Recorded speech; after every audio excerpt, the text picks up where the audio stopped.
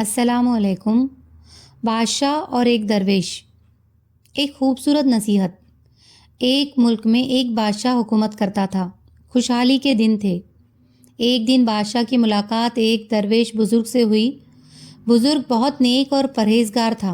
बादशाह उनसे बहुत इज़्ज़त से पेश आया और मुलाकात के आखिर में उनसे फरमाइश की कि क्या मुझे ऐसी चीज़ या कोई ताबीज़ या कोई वजीफ़ा लिख दे जो कि इंतहाई मुश्किल में मेरे काम आए। बुज़ुर्ग खामोश रहे, लेकिन जब बादशाह बहुत ज़िद करने लगा तो दरवेश ने एक कागज़ के टुकड़े पर कुछ लिखकर बादशाह को दे दिया और उसे बादशाहपुर एक नसीहत की कि तुम इस कागज़ को जब ही खोलना जब तुम मुझे समझो कि बस अब इससे ज़्यादा मैं कुछ नहीं कर सकता, यानी तुम जिस कागज़ को इंतहाई मुश्किल में खोलना। कुदरत का करना ऐसा हुआ कि उस मुल्क पर हमला हो गया और दुश्मन की फ़ौज ने बादशाह की फ़ौज को हरा दिया। बादशाह को अपनी जान लिख के लाले पड़ गए। वो भागकर किसी जंगल में छुप गया। दुश्मन के फ़ौजी उसके पीछे थे।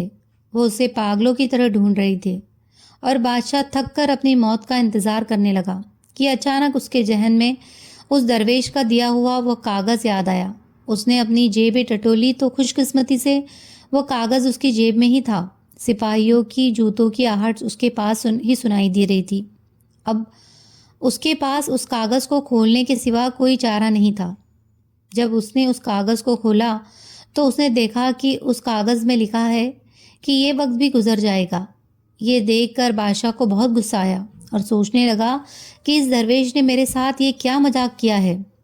कोई इसमें आज़म होता या कोई सुलेमानी विरद हो, पर अफसोस पर वो कुछ नहीं कर सकता था।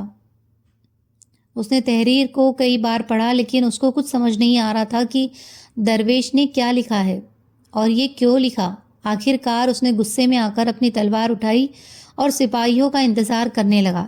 जब सिपाही आए तो उसने सिपाहियों से डटकर मुकाबला किया और वो बच निकला। उसके बाद वो बादशाह कई सालों तक बहुत परेशान हुआ। वो काफ़ी सालों तक मुसीबतें झेलता रहा। आखिरकार उसने दोबारा मेहनत की और अपनी फ़ौज इकट्ठी करता रहा। आखिरकार उसने अपनी फ़ौज इकट्ठी कर ली और फिर दोबारा से उस मुल्क पर हमला कर दिया और खुशकिस्मती से उसने उस मुल्क पर दोबारा फतेह कर लिया और एक बार फिर से वह अपनी सल्तनत का बादशाह बन गया।